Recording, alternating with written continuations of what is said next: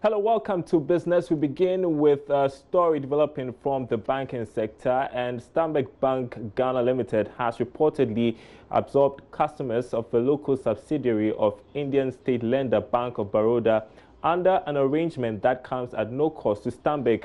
Graphic Online reports that the transaction was sealed at the end of last month, paving way for Baroda to wind up its operations here in Ghana. Here's the latest.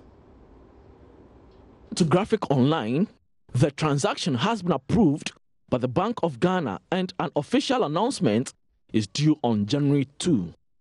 If this report is true, then it means customers of Baroda are now customers of Stanbic Bank Ghana. Baroda now becomes the first bank to have voluntarily liquidated in Ghana. The bank resolved to wind up its operations around August 2018 to avoid raising the 400 million cedis minimum capital, which it says its operations does not require. The bank, which started operations in 2018, was servicing mainly Indian customers and considered one of the profitable banks in the country.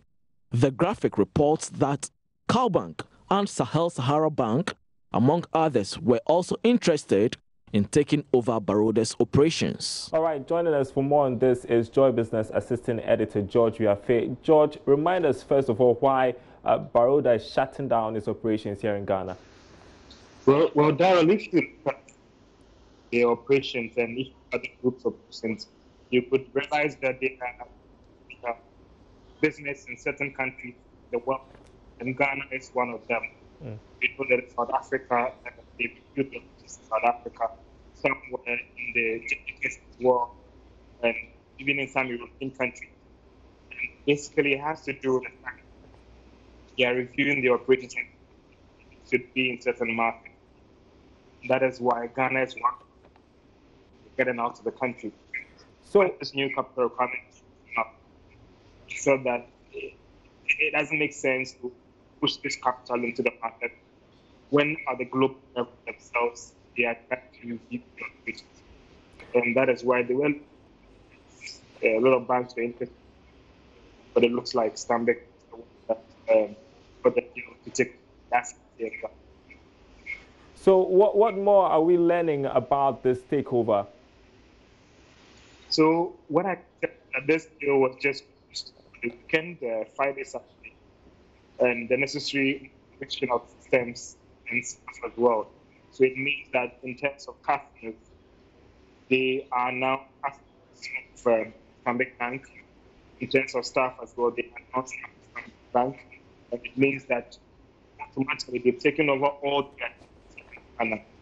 And the Indian community is quite strong here. So Stanbic will be that as well. And I think it's quite a good deal.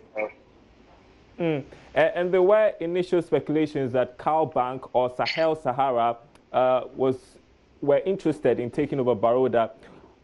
Do we know how Stanbic Bank came into the picture?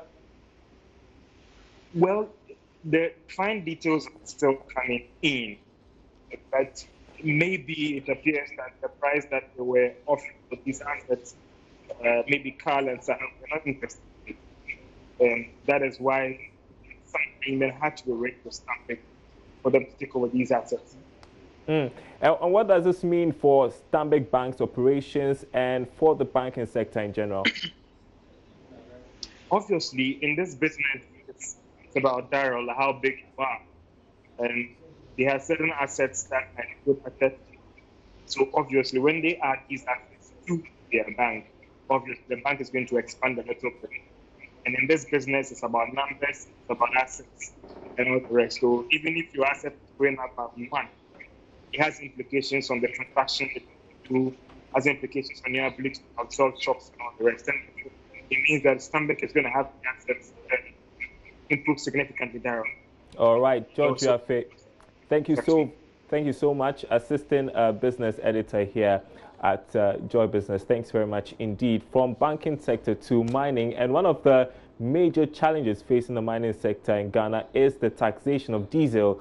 The fuel is essential for mining operations. However, Chief Executive of the Chamber of Mines, Suleiman Okoni, says the numerous taxes are adding to operational costs and affecting production. He spoke to my colleague Ebenezer Sabute. There's this niggling thing about the price of inputs of the mining industry, and especially diesel. Just too many taxes and levies. Last time we checked, close to about 45% of the price of diesel to the mines is taxes and levies, and it's not on. You understand? The mining companies consume a lot of diesel.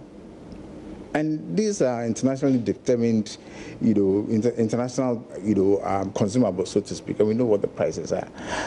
We have member companies who have operations in other jurisdictions, and they compare prices. Because you look at your costs, like I said, cost leadership, you need to manage your costs to survive. So now, from each level, you are looking at what drives this cost, and then you zoom in and say, I think it's diesel. I found out. Let's do comparison, cross-sectoral analysis. So you check Tanzania, you check Cote d'Ivoire, you check Burkina Faso, you check Mali, you check Ghana. Oosh, it's an outlier. Increase of about 25-30% higher than the highest. What is accounting for this? Lots of taxes and levies. Do you think the business environment is no more favorable for the mining sector? It's tough. It is tough. Even if you look at the effective tax rate, I have some numbers I could show to you. We are high. And that was your business update. There's more news after this break.